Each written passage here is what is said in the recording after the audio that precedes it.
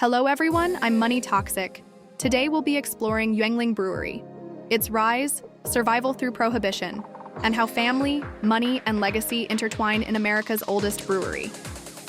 Money is toxic. It can build empires or destroy legacies. But to truly understand its power, you need to know how it flows, one pint at a time. Welcome to Money Toxic, where we expose how money makes and breaks the people, brands, and dynasties that rule the world. Today, we dig deep into the Yuengling family, their 191-year-old beer empire, and how they've kept it family-owned through war, prohibition, and the temptation of billion-dollar buyouts. It all started with a 23-year-old German immigrant named David Gottlieb Yuengling, who stepped off a ship in 1828 looking for opportunity and survival. A year later, in Pottsville, Pennsylvania, Yuengling founded Eagle Brewery. It was a modest beer operation catering to coal miners and factory workers in the industrial heart of America. But David didn't come for modesty. He came to build. By 1873, the name changed to D.G. Yuengling and Son, solidifying what would become a multi-generational family business. Quote, "We don't just brew beer, we brew legacy." Richard Yuengling, Jr. 1873. David G. Yuengling, the founder, brought his son Frederick into the business as a partner, leading to the name change to D.G. Yuengling and Son. 1877. David Yuengling passed away, leaving the brewery under Frederick's leadership. 1895. Frederick modernized the brewery by adding a bottling line, expanding beyond keg-only distribution. 1899. Frederick Yuengling died at the young age of 51, and his son, Frank D. Yuengling, assumed leadership. 1919. The 18th Amendment, enacting national prohibition, was ratified, posing a major challenge to the brewery. Then came Prohibition, America's 13-year experiment with banning alcohol. Breweries across the country went under. But Yuengling didn't die. It adapted. Instead of beer, they brewed near beer, a low-alcohol brew called Yuengling Special, Yuengling Portor, and Yuengling Juvo, a health tonic marketed as a survivor's drink. They even built a dairy, selling ice cream to keep revenue alive. The ice cream business, originally known as Yuengling's Ice Cream Corporation, was later renamed Yuengling Dairy Products Corporation when it began processing and distributing milk. The original Yuengling's Ice Cream closed in 1985, but was revived in 2014 as a separate company, Yuengling's Ice Cream, unrelated to the brewery. Adapt or die, we chose to live. Fred Yuengling, third generation. When Prohibition ended in 1933, Yuengling celebrated by sending a truckload of winter beer to President Roosevelt with a simple message: "Cheers to survival."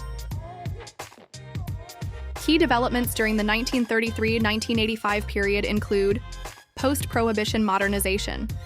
Following the repeal, Yuengling undertook a significant modernization program, which included the construction of a new building for fermentation and storage, a new boiler house and brew house, and new loading facilities. Leadership transition.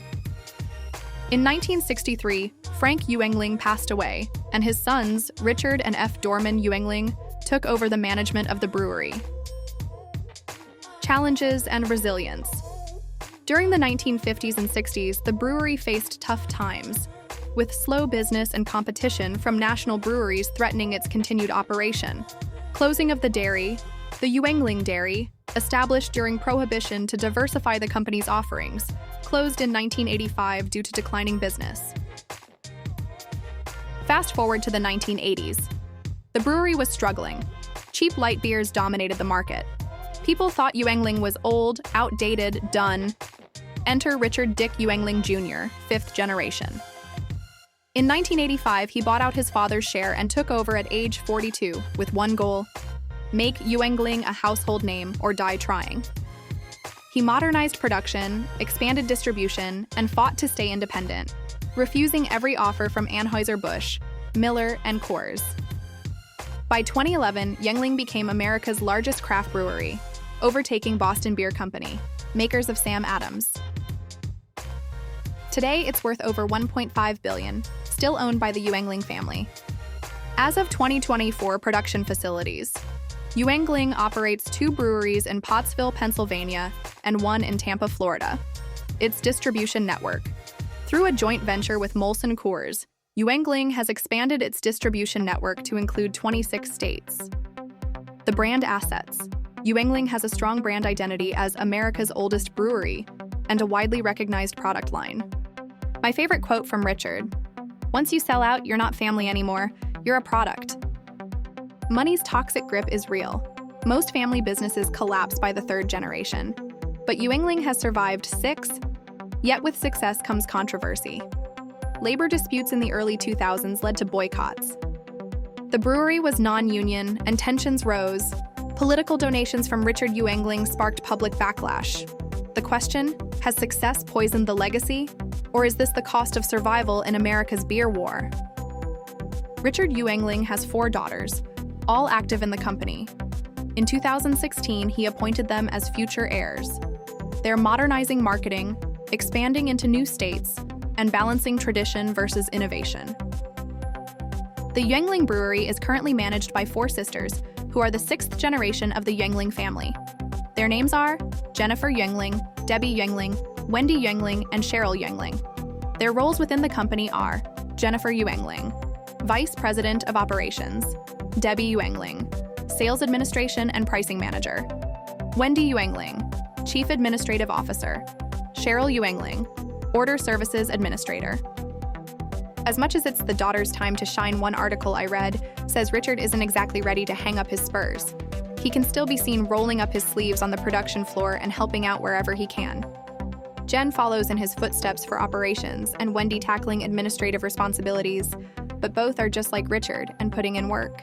The next chapter focused on a strategy of strategic expansion, innovation, and sustainability, rather than pursuing rapid nationwide growth. They are expanding their reach in the Midwest, particularly in Illinois in early 2025, while also focusing on their joint venture with Molson Coors to extend their footprint beyond their traditional 22-state area. Yuengling is also prioritizing the development of new products like their low-calorie flight beer and collaborations like the Yuengling Hershey's Chocolate Porter to attract new consumers. Furthermore, they are committed to sustainable practices, such as water conservation and energy efficiency, to ensure a responsible future. Money can rot or it can build. In Yuengling's case, it's done both, corroding from within during tough times, while holding tight to family values. The brewery is a mirror of American capitalism: gritty, stubborn, profitable, and always on the edge of toxicity. I hope the next generation doesn't waver in the face of greed or ambition. The generations before fought to stay independent.